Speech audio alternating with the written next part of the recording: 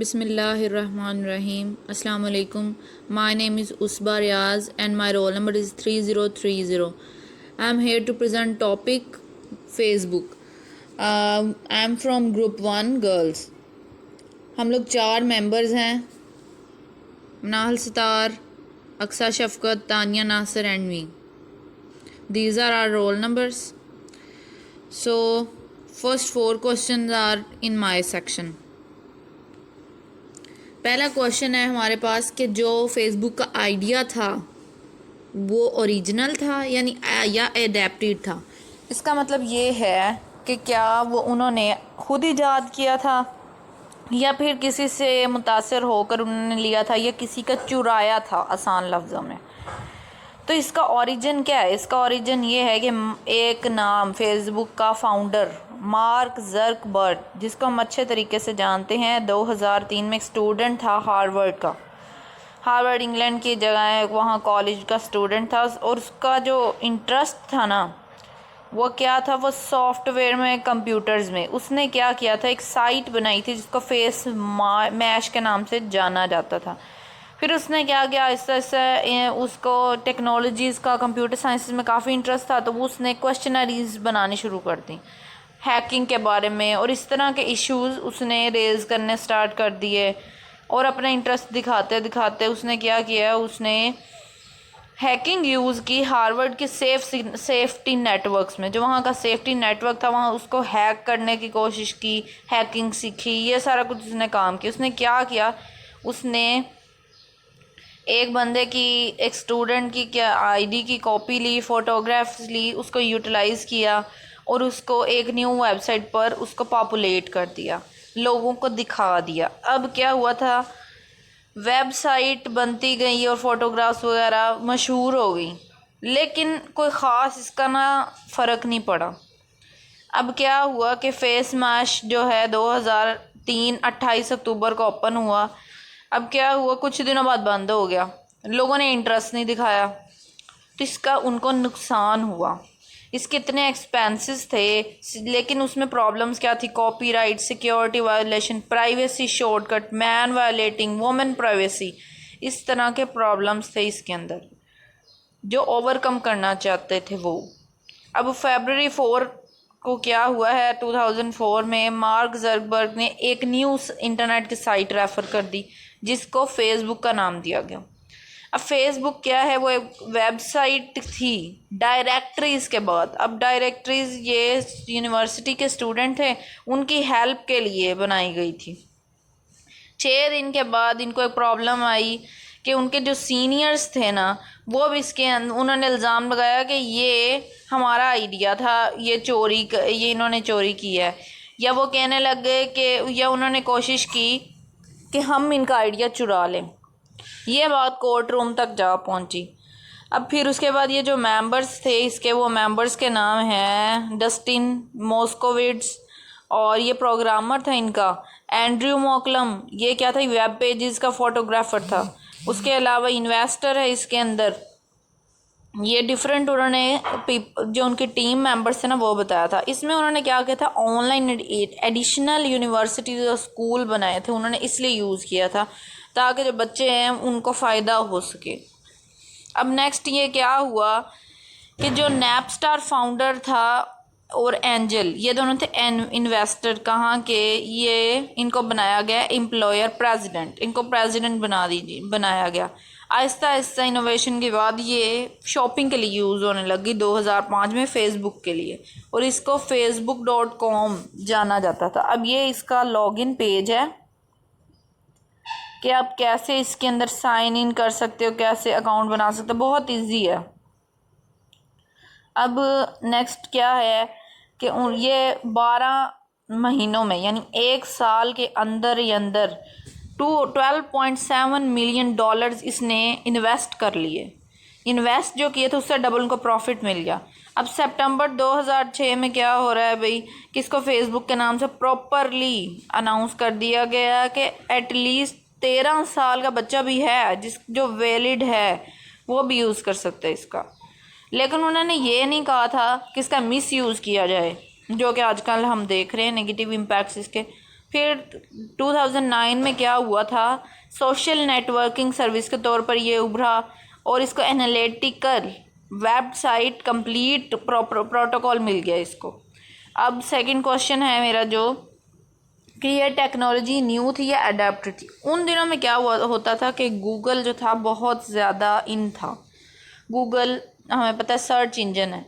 अब सर्च करते हैं उस पर जो चीज़ें हमें चाहिए होती हैं, लेकिन हम उसमें कुछ और पर्पज़ नहीं हम उसको यूज़ कर सकते। सर्च कर सकते हैं हमने जो चीज़ देखनी हो ढूंढनी हो।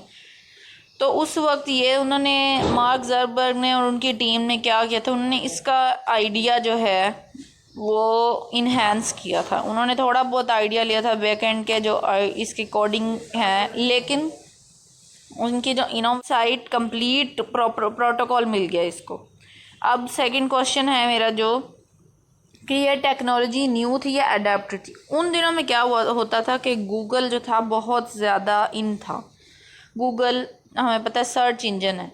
अब सर्च करते हैं उस पर जो चीज़ें हमें चाहिए होती हैं, लेकिन हम उसमें कुछ और पर्पज़ नहीं हम उसको यूज़ कर सकते। सर्च कर सकते हैं हमने जो चीज़ देखनी हो ढूंढनी हो।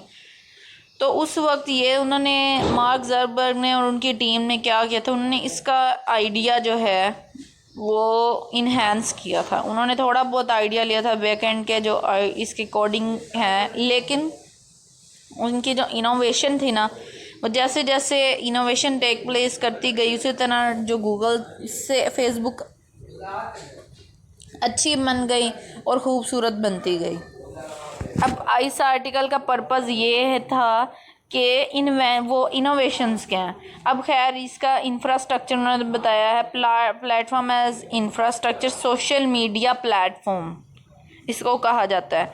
Platform architecture interfaces governance framework और कंट्रोल मैकेनिज्म, ये सारी जो चीज़ें थी ना, ये इन्वायरमेंट का लार्जर रिस्पॉन्स था। अब बैकएंड पे क्या है, बैकएंड पे PHP उन्होंने रन की हुई है। अब PHP जो फेसबुक हिप हॉप कंपाइलर से उसको कन्वर्ट किया जाता है, C++ पे कंपाइल्स किया था, फिर इसका यूज़ किया गया G++ पे, और एक रिज़ल्ट में हाई ओवरऑल परफॉर्मेंस उनको मिली वेब लॉजिक एग्जीक्यूशन लेयर की सूरत में। अगेन उन्होंने PHP को यूज़ किया हुआ है, बाइट कोड को यूज़ किया हुआ है, C++, जावा, ये सारी डिफरेंट लैंग्वेज इसमें यूज़ की हुई है। बिजनेस पर्पज़ के लिए, डिफरेंट पर्पज़ के लिए डिफरेंट लैंग्वेज। अब सर्विस इम्प्लीमेंटेड जो है वो जावा में की गई है। अब यहाँ पर देखें उन्होंने कहा है कि MySQL आपको पता है इसका जो है ना, इसका इंटरफेस बड़ा कलरफुल सा है, खूबसूरत सा। तो ये चीज़ें, और जो वेबसाइट है बेसिकली वेबसाइट बनती है MySQL पे। तो उन्होंने इसको यूज़ किया ताकि डाटाबेस से इंटरलिंक्ड हो, ताकि इसका डाटा सेव रहे। ये हम इसके अंदर सर्च इंजन का है, चैट्स का है, डेटिंग ऐप्स, ये सारा कुछ सब कुछ इस फेसबुक के अंदर एक के अंदर है। हमें डिफरेंट वेबसाइट्स यूज़ करनी पड़ती। उसके बाद आहिस्ता आहिस्ता जैसे ही ये मशहूर होती गई, 60,000 सर्वर्स से लिंक्ड हो गए। फिर ये हुआ 300 ट्रिलियन बाइट्स जो डाटा इसके अंदर सेव रहने लग गया। अब 3000 सर्वर्स जो हैं वो यूज़ होते हैं, 8 cores, 32 GB RAM, 12 TB disk, ये सब कुछ 24K करोड़ 96 टेराबाइट रैम और 36 PB डिस्क, ये सब कुछ इसके अंदर इसकी स्टोरेज कैपेसिटी है। जो सबसे इसकी अच्छी चीज़ है, विदाउट एनी रिस्ट्रिक्शन आप इसमें अकाउंट बना सकते हो। इसमें आपको कुछ पे नहीं करना पड़ता, या कोई आपको प्रॉपरली कहना नहीं पड़ता कि आप इस एरिया में हो या इस फ़ोन से हो तो आप इसमें कनेक्ट कर सकते। नहीं, आप पूरी दुनिया में कहीं भी बैठकर इसको अपना अकाउंट को ओपन कर सकते हो और उससे काम कर सकते हो और जो एंजॉयमेंट कर सकते हो। एक कोने से दूसरे कोने तक, एक मुल्क से दूसरे मुल्क तक, even from North Pole to South Pole you can connect. अब आगे नेक्स्ट मेरा क्वेश्चन है कि यही टेक्नोलॉजी क्यों चूज़ की गई थी। वो इसलिए चूज़ की गई थी, ये मार्केट, इससे क्या फ़ायदे थे, मार्केट में कंपटीशन था। जो इन्वायरमेंटल डायनामिक्स ये चीज़ होती है जो कंटिन्यू हो चीज़। स्टैटिक एंड डायनामिक्स, स्टैटिक जो चीज़ होती है ना वो एक जगह पर रुकी। अब डायनामिक्स क्या होता है, लोग एक चीज़ से बोर हो जाते हैं। जैसे जैसे हम स्टार्ट पे देखें तो फेसबुक के फीचर्स कुछ और थे, आज आज वाली फ़ेसबुक में और जो स्टार्ट में जो फ़ेसबुक बनी थी 2003 में, उसका ज़मीन आसमान का फ़र्क है, क्योंकि प्राइवेसी मेजर्स बहुत ज़्यादा है। अब जैसे तब सिर्फ चैटिंग के लिए यूज़ होती थी, लाइक, कमेंट्स, पोस्टिंग, बट अब क्या किया जाता है, अब आप इसके अंदर ब्रॉडकास्ट कर सकते हैं, वीडियो कॉल्स कर सकते हैं, ऑडियो कॉल्स कर सकते हैं, ग्रुप चैट्स कर सकते हैं। ये सारी जो चीज़ें हैं ये इसकी इनोवेशंस हैं। ये मल्टी इंटरवल्स यूज़ होती है, मल्टी टैलेंटेड हो चुकी है। अब जो है इसके आगे देखें, इसकी ये डायग्राम हमने इसके स्ट्रक्चर की शो की है किस तरह से, ये देखें। यंग अडल्ट यूज़र, जिस तरह के भी यूज़र्स हैं। सोशल हेल्थ सिस्टम मैं आपको दिखा रही हूँ। इसमें हाई ग्रुप जो है वो है नेशनल सुसाइड प्रिवेंशन सेंटर। अब administrator, questionnaire service, publish wall, invite friend, find out, fill out questionnaires, contact window, view result, ये सब कुछ इसका जो है स्ट्रक्चर है, इंफ्रास्ट्रक्चर, सोशियो हेल्थ सिस्टम दिखाया है मैंने आपको। अब नेक्स्ट मेरा लास्ट जो क्वेश्चन है वो है अल्टरनेटिव टेक्नोलॉजीज़। अब अल्टरनेटिव टेक्नोलॉजीज़ हमारे पास क्या है, इसकी अल्टरनेटिव टेक्नोलॉजीज हमारे पास हैं व्हाट्सएप, फेसबुक, सिग्नल और टेलीग्राम। अब व्हाट्सएप जो है वो फेसबुक से बेटर है, किस अकॉर्डिंग में, कि हम देख सकते हैं कि आप सिर्फ एंड टू एंड इंक्रिप्शन, इसका थर्ड पार्टी से कोई लिंक नहीं होता। लेकिन क्या है, इसके लिए आपको फ़ोन नंबर का पता होना चाहिए, अगले बंदे का एग्जैक्ट फ़ोन नंबर चाहिए। लेकिन फेसबुक में क्या आता है, आपको सिर्फ नेम पता होना चाहिए एक बंदे का, आप उसको फाइंड कर सकते हो। ये सोशल मीडिया है, लेकिन इसका थोड़ा सा लेस वैल्यूएबल है फेसबुक की निस्बत। नेक्स्ट इसके बाद आया था सिग्नल। अब सिग्नल जो है वो आपको इंफॉर्मेशन देता है, सर्कुलेट करता है। ट्विटर, इस तरह के सारे जो ऐप्स हैं ये क्या करते हैं, ये डाटा इधर उधर करते हैं। लेकिन जो फेसबुक है वो कम्प्लीटली सारी एक ही चीज़ के अंदर सब कुछ आपको मिल जाता है। अब टेलीग्राम जो है, टेलीग्राम व्हाट्सएप से भी बेटर माना जाता है। 2021 के अंदर व्हाट्सएप की वर्थ इतनी नहीं है जितनी टेलीग्राम की है। क्यों? क्योंकि जो व्हाट्सएप के अंदर फीचर्स हैं वो सिक्योर हैं, बट टेलीग्राम के अंदर उससे भी ज़्यादा सिक्योर फीचर्स हैं। इसके अंदर मूवीज़ का लिंक होता है। उसके अलावा आप पूरे कंट्री में, पूरे वर्ल्ड में किसी भी तरह ब्रॉडकास्ट कर सकते हो, या कोई भी ऐसी चीज़ जो आप व्हाट्सएप पे नहीं कर सकते वो टेलीग्राम पे की जाती है। टेलीग्राम का आइकॉन ये ब्लू कलर का आइकॉन है। इसका जैसे पुराने ज़माने में टेलीग्राम किया जाता था, ख़त को कहा जाता था, उसी तरह का इसका आइकॉन बनाया हुआ है उन्होंने। अब ये है, ये वर्ल्ड वाइड नहीं है ये दोनों चीज़ें, यानी आप किसी भी जगह पर नहीं इसको ओपन कर सकते। इसके लिए आपका स्पेसिफिक फ़ोन या वही अकाउंट यूज़ किया जा सकता है। जो फेसबुक का सबसे अच्छा और मेरे हिसाब से जो सबसे बेस्ट फीचर है वो उसका है सेशन इन और सेशन आउट का। फॉर एग्जांपल लॉग इन, आप उसको कहीं भी लॉग इन कर सकते हो, उसके बाद लॉग आउट किया जा सकता है। वो लॉग आउट कर सकते हो कि आप तक ही उसका पासवर्ड सिक्योर रहेगा, बस उस आपके अलावा इसको ओपन नहीं कर सकता कोई। These are some proper introduction of Facebook background and some alternatives and technological background. So that's all of my side. Thank you and have a nice day. अब हमारे पास है क्वेश्चन नंबर 5। क्वेश्चन नंबर 5 में हमने Facebook company को जो political structure, regulatory hurdles को face करना पड़ता है उसके बारे में बात करेंगे। फ़र्स्ट ऑफ ऑल हम क्या करते हैं कि फ़ेसबुक पे जो ग्रुप्स बने हुए होते हैं उनमें जो मेंबर्स होते हैं वो क्या करते हैं, आपस में इंटरेक्ट होते हैं। इंटरेक्ट होने के बाद वो क्या करते हैं कि पॉलिटिकल इश्यूज़, कोई भी चीज़, पॉलिटिकल पिक्चर्स वगैरह को आपस में शेयर करते हैं, और इसमें क्या है कि मतलब जो यूथ है वो एक्सचेंज ऑफ इंफॉर्मेशन कर सके।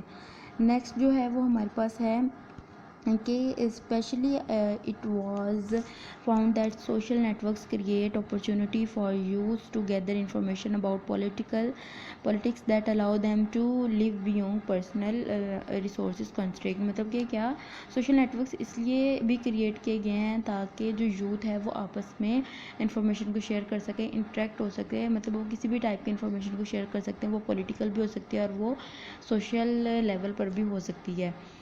नेक्स्ट उन्होंने क्या बताया कि Facebook is largest online social network. Facebook क्या है, एक लार्जेस्ट बहुत बड़ा ऑनलाइन सोशल नेटवर्क है जिसपे 800 मिलियन एक्टिव यूज़र्स हैं, मतलब 800 मिलियन के करीब एक्टिव यूज़र्स जो क्या हैं फेसबुक पे काम कर रहे हैं, जो फेसबुक पे एक्टिव है। अब फेसबुक का एक सोशल जो हर्डल्स है वो हमारे पास ये भी है कि फेसबुक जो है वो टैक्स वगैरह पे नहीं करती, जिसकी वजह से इसको पॉलिटिकल इश्यूज आ रहे होते हैं। टैक्स पे करने से इनको पॉलिटिकल इश्यूज में मतलब वो कम हो सकते हैं, मतलब इनको वो फेस नहीं करना पड़ते। नेक्स्ट है क्वेश्चन नंबर 5। क्वेश्चन नंबर 5 में है how has the company define it's IT solution over time. मतलब इसमें फेसबुक को अपने IT सॉल्यूशंस को किस तरह डिफ़ाइन करती है, मतलब अगर एक वेबसाइट बन गई है तो वो अपने आप को किस तरह डिफ़ाइन करती है, किस तरह अपनी वेबसाइट में चेंजेस लाती है, मतलब उसको किस तरह डेवलप करती है। अब इसमें हमारे पास जो है as the second most used website in the world Facebook क्या है कि दुनिया में दूसरे नंबर पे सबसे ज़्यादा इस्तेमाल होने वाली वेबसाइट है।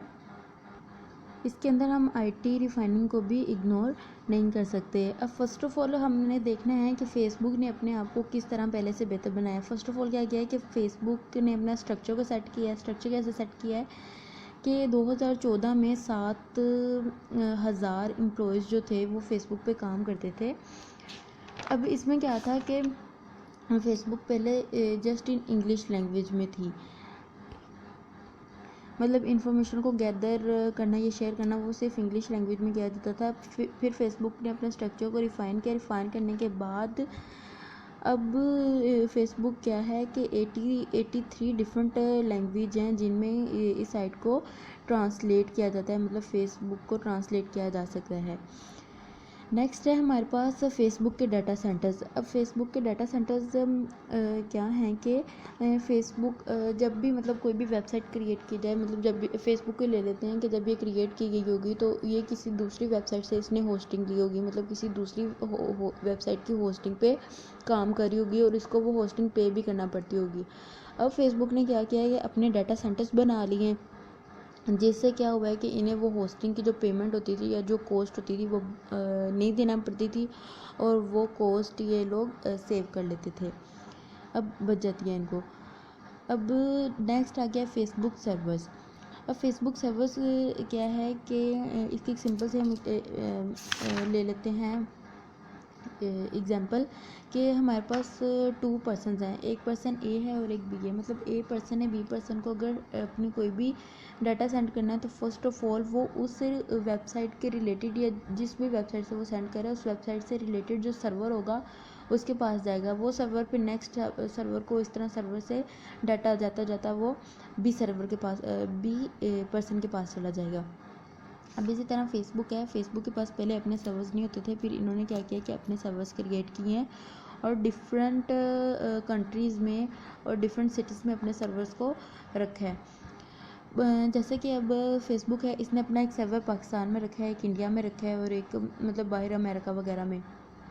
अब क्या है कि अगर इंडिया के पर्सन्स को फेसबुक से कोई भी डाटा चाहिए तो वो अपने सर्वर से लेंगे, ये नहीं कि वो पाकिस्तानी सर्वर से अपने डाटा को गैदर करने के लिए मतलब एप्लीकेशंस वगैरह का यूज़ करें।